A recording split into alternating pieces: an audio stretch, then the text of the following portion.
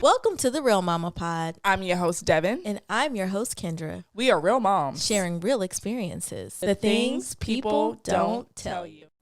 Hey, Mama, hey, part 2. Hey, ow. Yeah, so we're having a part 2 to a catch-up conversation that me and Devon were having. Mm-hmm. Strongly advise you to listen to the first part of this conversation because we talked about a lot of really deep and vulnerable things.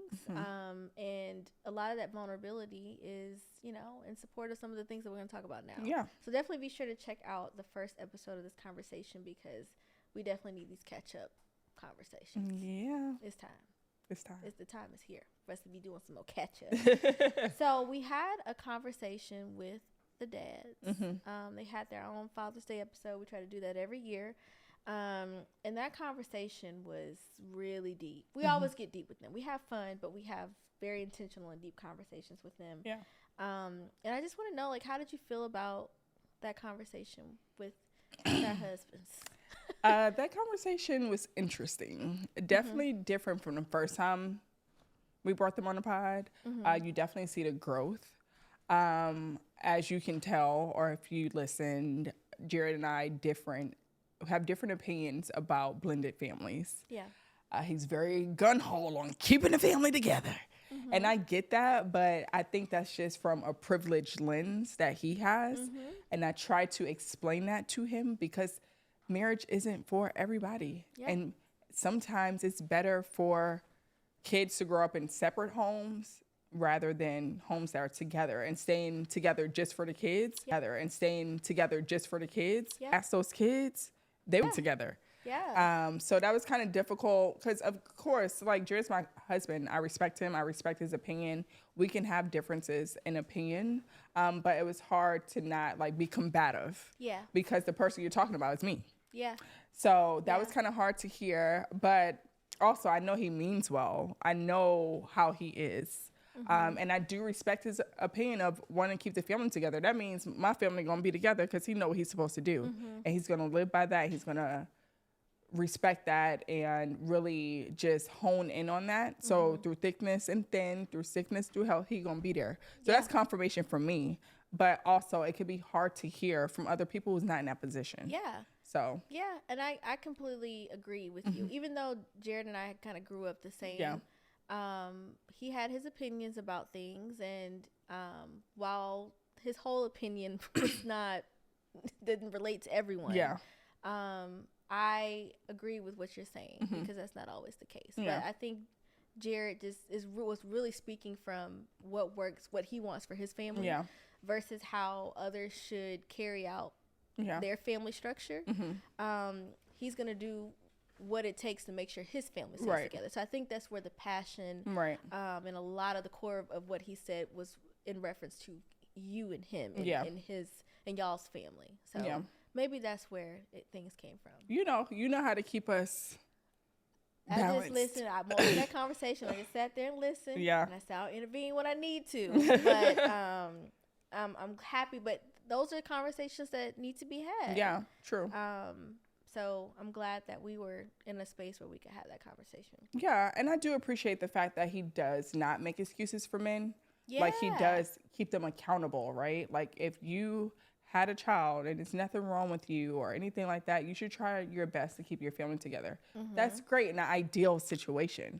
But every situation is not ideal. Yeah. And I do think as women, sometimes we allow men to make excuses, and that's why and accept certain things and be like, oh, no. But he's like, no, the accountability comes back to the man, not the woman. It's not our fault, but we make excuses on why things may be the case. So I do like that aspect of what he was saying, but I also need him to broaden.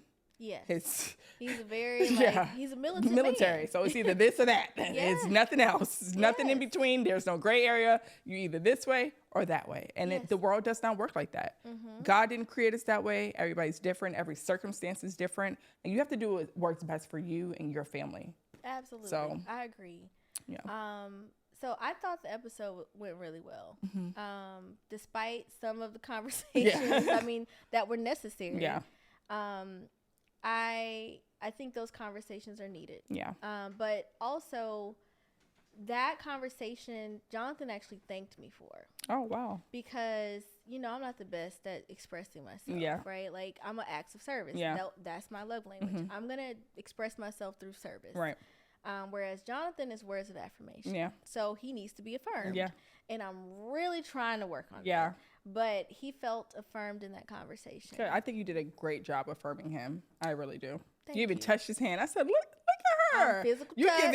giving 2 love languages at one time. I saw you. I'm gonna give you credit when it's due. Yes, give it to me because I touched his hand. That was genuine. It was genuine. It was a genuine touch. It was a genuine touch. Because in a lot of the early parts of our conversations with the guys, like we talked about our mental load and we were real raw about that. Yeah. It's like, y'all need to tighten up. Y'all need to tighten up. And I have seen that in him. And I wanted him to know. And I told him in that conversation, if you want to know what I said, y'all go listen to the episode if you haven't. But I wanted him to know that I see you and I appreciate you. Yeah. And he told me, he said, babe, I really do appreciate you for acknowledging what I've done or what I've been doing. And that made me happy. I'm like, so me speaking to his love language and really affirming him for the service that he's given to me. Yeah. I had to make that clear. Yeah. Because we were very clear about some things that we needed to see. And I wanted to be clear in communicating here that he's doing that. And I really appreciate it. Yeah. Yeah. I think it's been a lot of growth in them from 2 years when we started. Our kids were a lot smaller too. They're more independent now. So the stresses are not the same. They can really articulate their wants and needs. They don't really need us as much. They can go play for hours without needing us. And sometimes they don't want us involved. Sometimes they do. But they can kind of do their own things. We're teaching them how to do different things, like start their own breakfast, as far as like making waffles, stuff like simple things. And so I think that takes some of the stress off of us. And not feeling so heavy in that mental load. And then our husbands being accountable, because they could have said, F y'all, I'm doing the best I'm doing, that's all you're going to get, and not make any changes. But really being accountable and trying to act on what we said was not good enough for us. And I think I've also gotten to the point where I've stopped talking. Like if something is bothering me, and I've already said several times that it's bothering me, and it's still it's happening, it's like I've already said that this is an issue. So I'm just, I'm either gonna look over it and keep it moving, or I need to do better with. Sometimes I can be a little passive aggressive. Yeah, I go to that too. So I'll say this just to give y'all an example. So Jonathan has done a lot better with cleaning up after himself, but it's always room for improvement. So what I've been doing is said, are you still using this, or do we need to keep it out? Right. Very passive aggressive. But it allows him to see that you need to get this up, but it also gives me, because I used to just either say, get this shit up, or not like that, or just move it without asking him. But move it with attitude. Move it with a stone cold attitude. And he'll say, well, dang, I was still using that. Yeah. Okay, you might have been, and I moved it. Yeah. So now it's like, are you still using this? Right. So it's me telling you it needs to get put up if you're not still using it. Yeah. So that's an example. But he sees me sometimes, whether I got an attitude on my face, right, or he really sees that I'm overwhelmed. It's like, dang, I'm gonna step in here and make sure my wife is good. Yeah. So I really appreciate him for just paying attention. Yeah, they definitely have been paying attention. And I think it's because we told them. A lot of times as women, we internalize it. We think they have to read our minds just to know what's going on, or you should just know. And even though they should just know, because it's like the same thing every day, sometimes they forget. Yes. So I think just being vocal, I'm glad we're both vocal people and have partners who can listen. And I'll give Jared a shout out for this too, because sometimes I could be a little, aggressive. I'm from New York. Like, I don't mean nothing by it. It just comes out like that. And it's just like, so he's not getting offended by the delivery. Yeah, like that's who you are. Yeah, but I also don't get offended by his delivery. And so before he would get offended by my delivery, I'm like, I don't do that to you. You say what you say, and Jared. Whatever comes out his mouth, it comes out, whether it hurts your feelings or not. You got to have some tough skin. So I'm like, how is it that I give you the space to say what you want to say, how you want to say it, and I don't get that same grace. Yeah. That's not fair.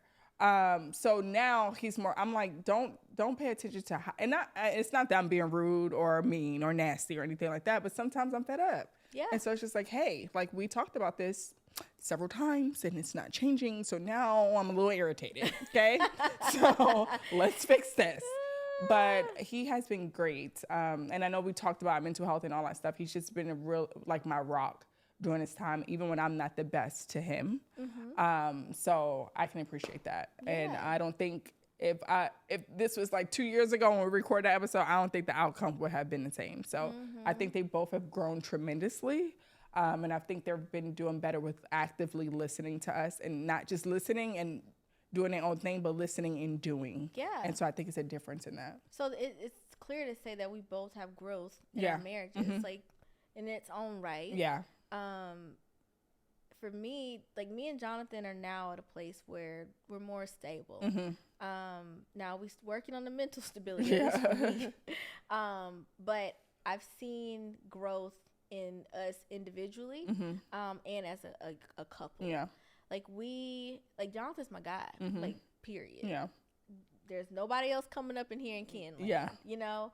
But I can say that our marriage has grown, both with, like we have always had goals, but it's like our goals are more intentionally put together. Yeah.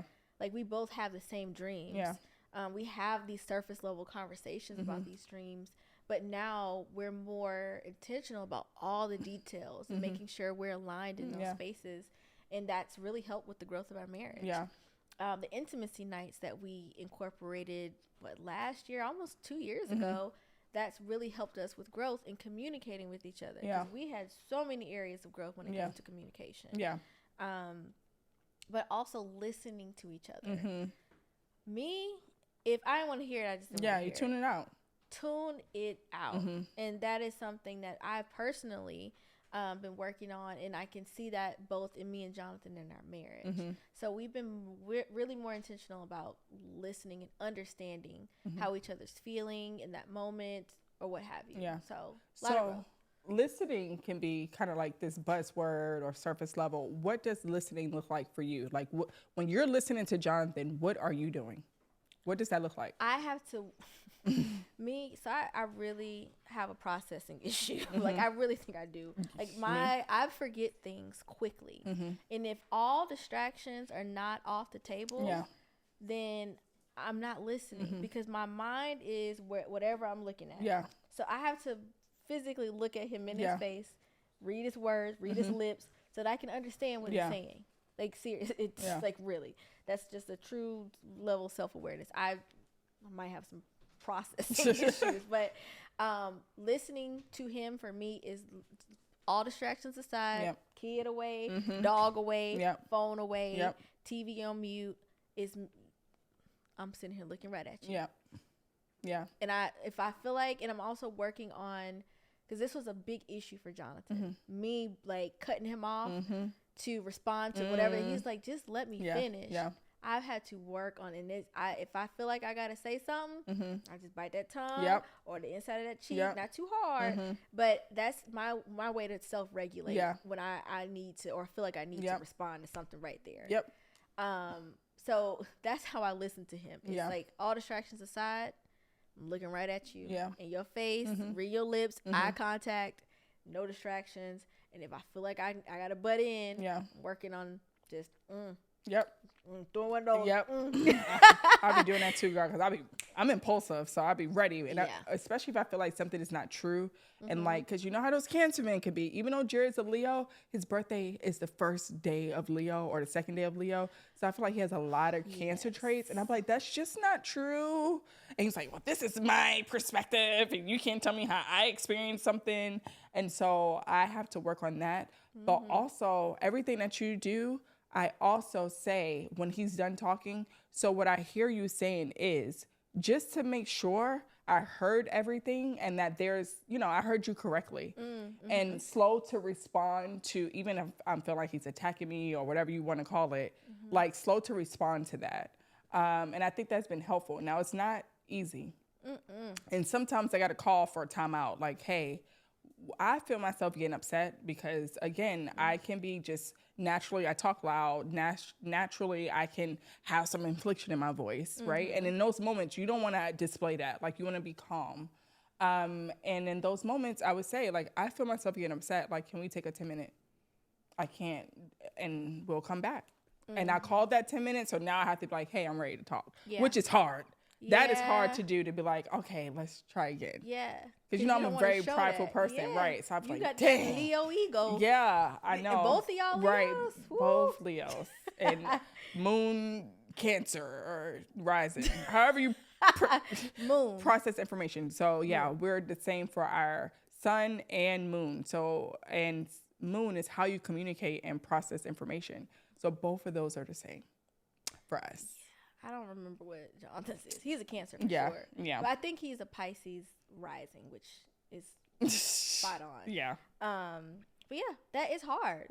It's hard. It's really hard. So growth in our marriage. Yeah, growth, girl. It's growing, and we're going to continue to grow. And one thing I do like about our relationship, even if we're struggling with our husbands, we hold each other accountable. Like, friend, you shouldn't have did that. Even if he did that, like... It's like, I understand. So I understand why. Why you mad. Right. I'd probably be mad too. Right. But we could have handled that a little differently. Right, exactly. And in their minds, we gossiping about them. It's just like, you don't even know she took your side. It's like, it's not even about you. Right, it's not even about you. It's about me. Like, you don't even know how she just got me together. It's not even about you. Even though I feel like you're wrong. Right. So, I mean, you got to have those friends. Yeah, you have to have somebody to balance you and help you see the other side and their potential perspective. So, I don't like those friends like, no, that's more like college when we weren't married, but you should leave him. You should do this. You should do that. Yeah, but you with your same boo cheating on you 5 times a week. So. Yeah, those should have friends. Yeah, so you should have. Yeah. No, I know what should have. It's like, you could have. I could see that. Yeah. But, I mean, if he's not like beating on you or doing anything crazy, like it's always room for a different perspective. Absolutely. And seeing the good in people. Know that if I'm your friend, I'm looking at both sides of the table. I'm not just like, girl, you was right. Yeah. So tell me what happened again. Right. Because I know how you can be. Yeah, exactly. Because I got to deal with it too as your friend. Exactly. Kendra can be very black and white, and Jonathan isn't. And to explain, me and Jonathan were friends before Kendra, not as close. I feel like me and Jonathan's friendship became closer because of you, but we had a relatively close relationship. So sometimes it gets a little confusing. So it's just like, dang, I'll be forgetting, like, he's your husband and I know he's your husband, but I still kind of forget that because I see him as my friend. Yeah. So it's kind of weird. Yeah, and me and Jared grew up a lot alike. Exactly. So it's like I understand a lot of how he processes things because we're from the same hometown. Yeah. Our families, I low-key think we might be distant cousins. Y'all are distant cousins. And we grew up in this military or militant style home. So I understand a lot of his perspective. Yeah. Doesn't mean I always agree with everything. Right. But I understand the way he processes things in situations. Yeah. Because, again, we grew up in similar households. Yeah. So a lot of overlap there. Yeah. But, yeah, you're right. I mean, I get it. It gets a little muddy sometimes, but it's all good. So, in this conversation with the guys, they shared a lot of things too. And sometimes we just have to practice self-awareness. Right.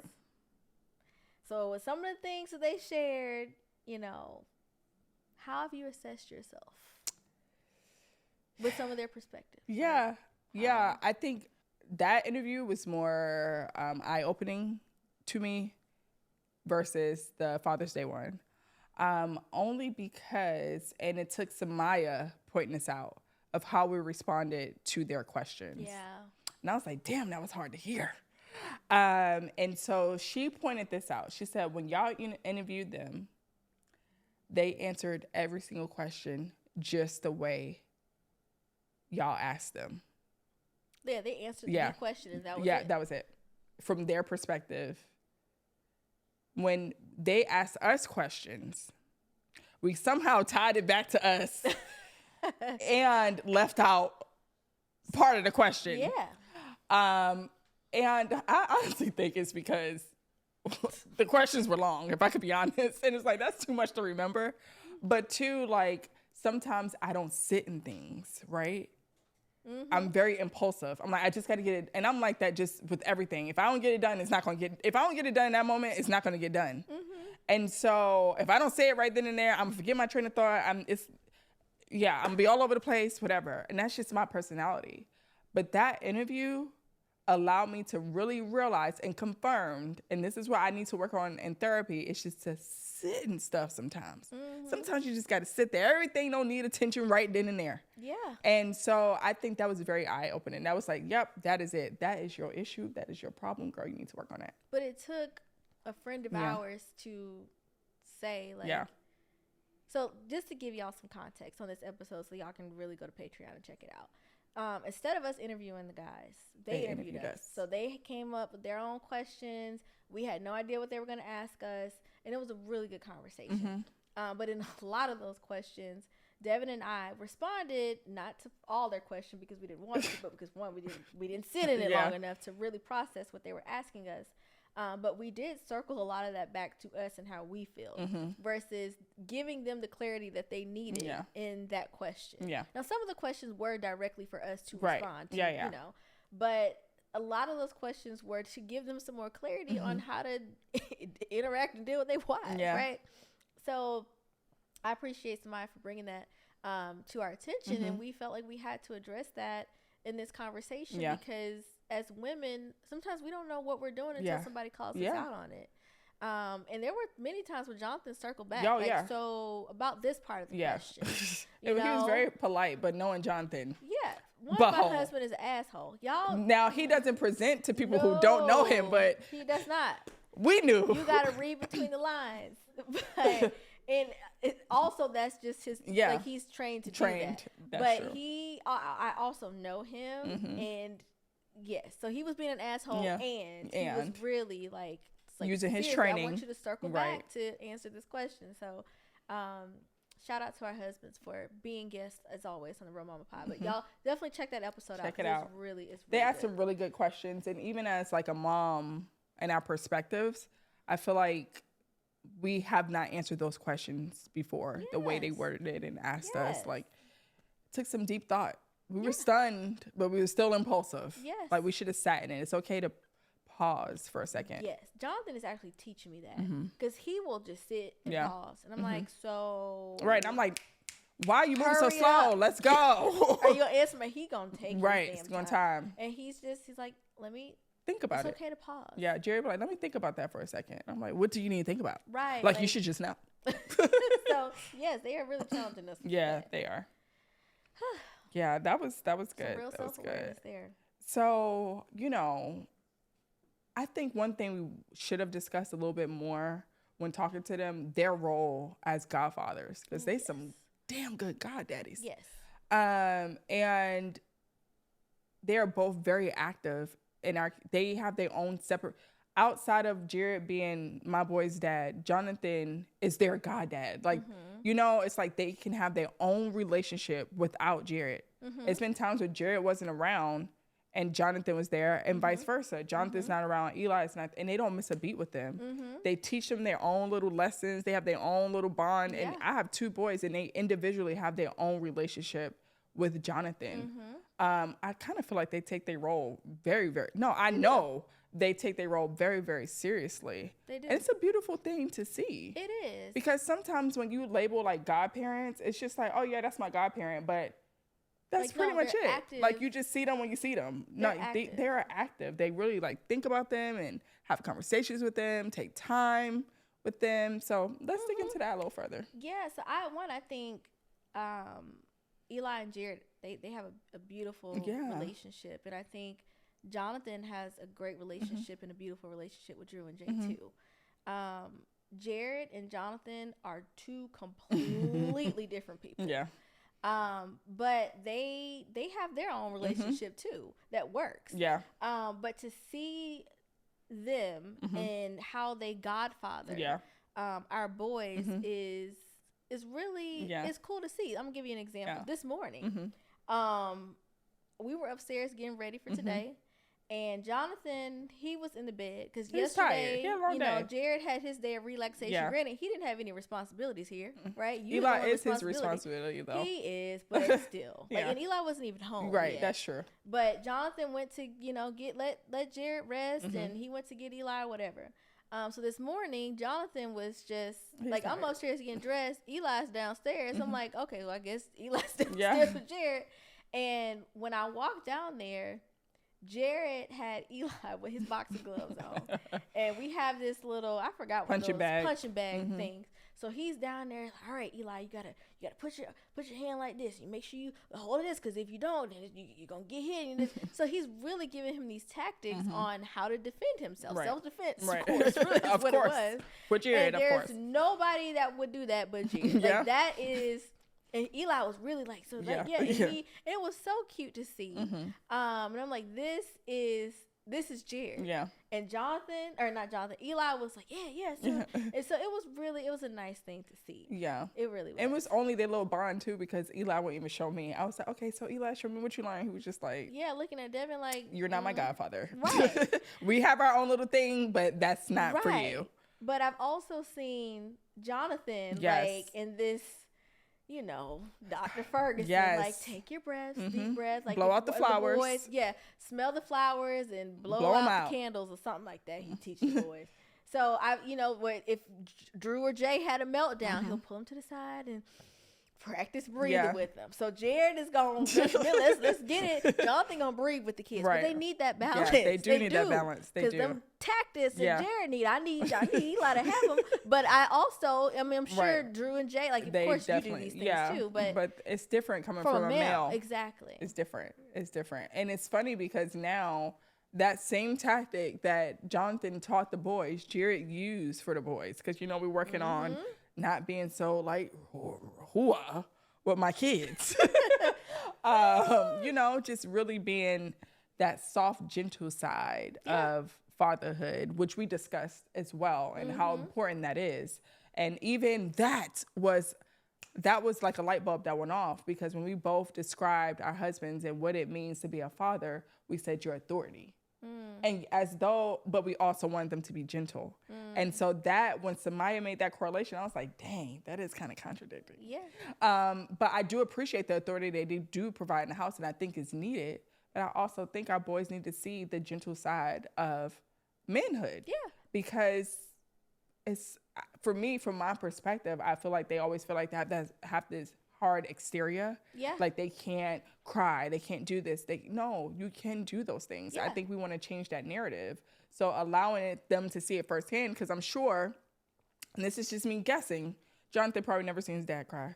Probably not. I'm sure Jared didn't ever see his dad cry. And I know I haven't really seen. I told you I only saw Jonathan cry when Kobe Bryant died. Right. He didn't even cry when I walked down the aisle. Right. So just kind of Jared. He like.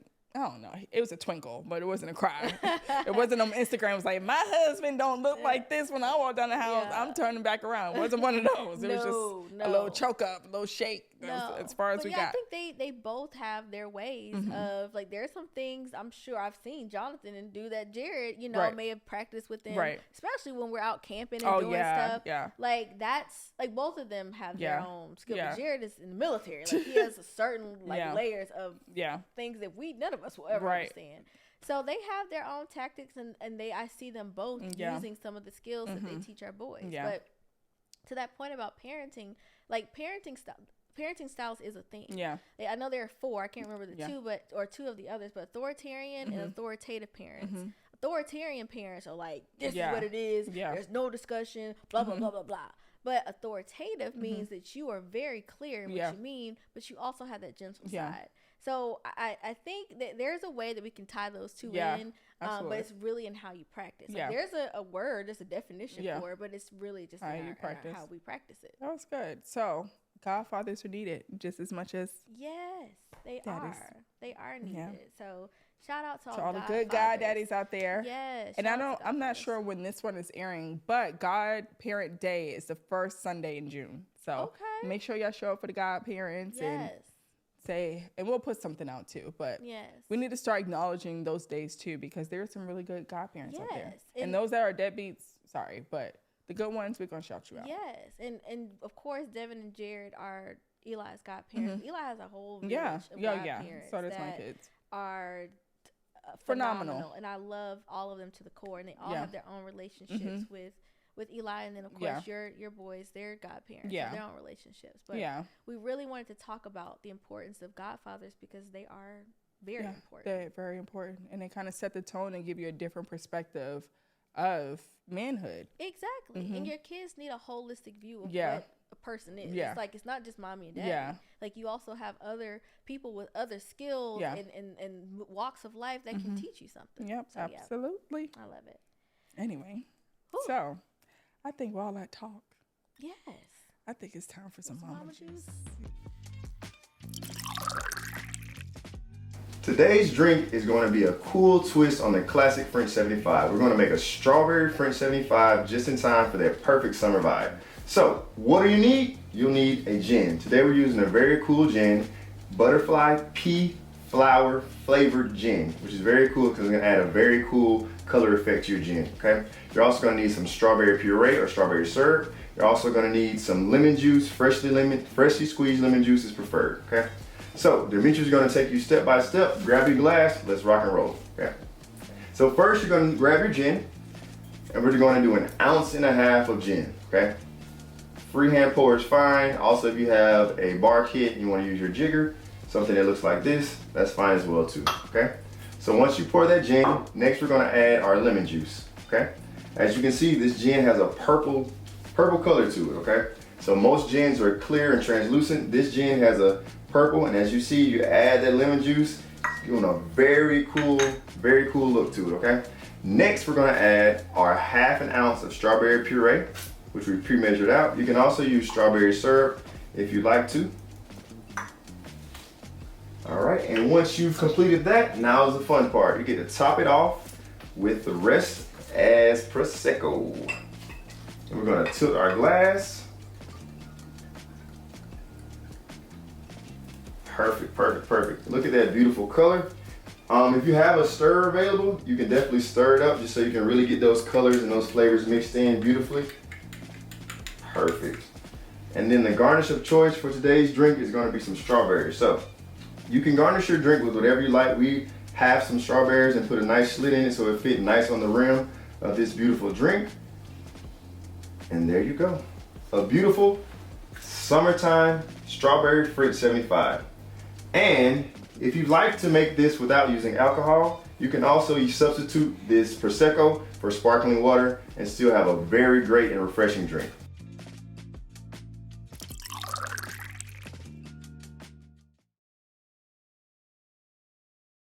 It's a really good drink.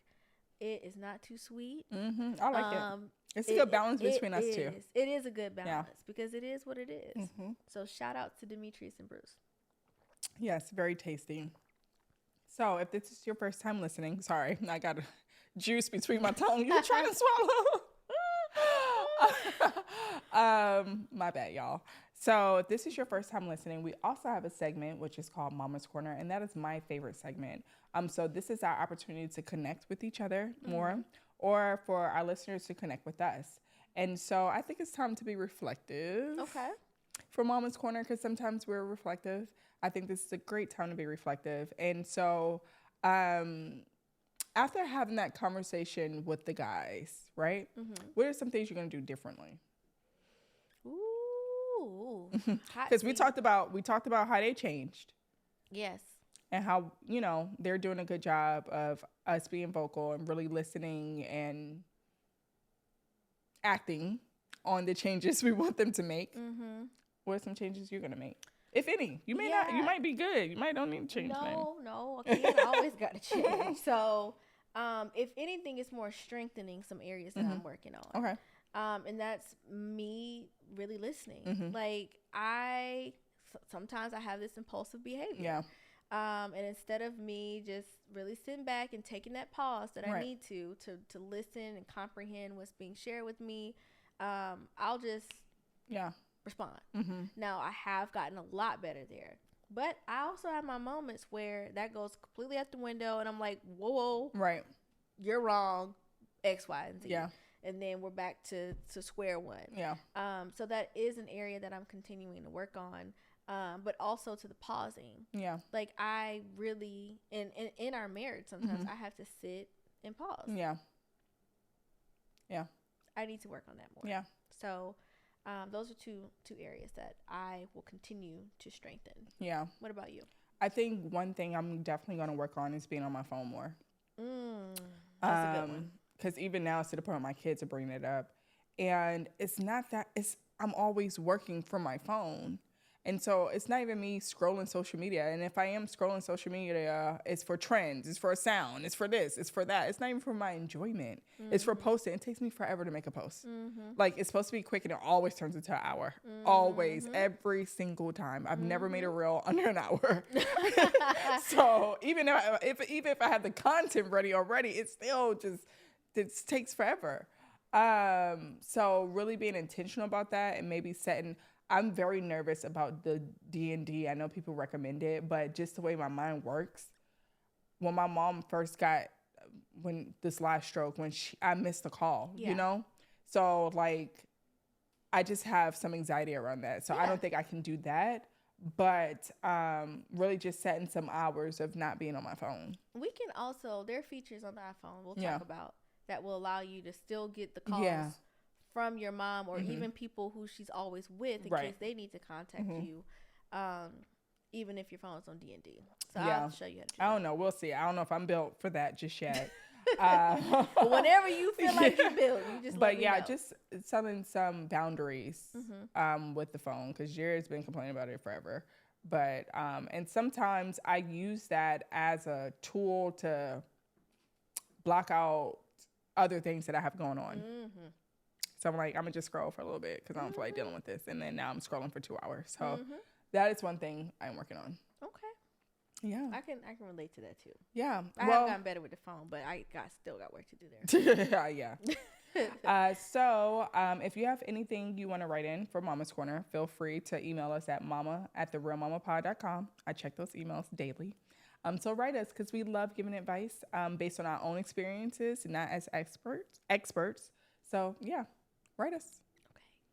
All right. Well, this concludes our episode, friend. Yeah, this was fun. Can't wait to do it again. Yes, we definitely have more solos. Yes. So until next time, mamas. Bye. Bye.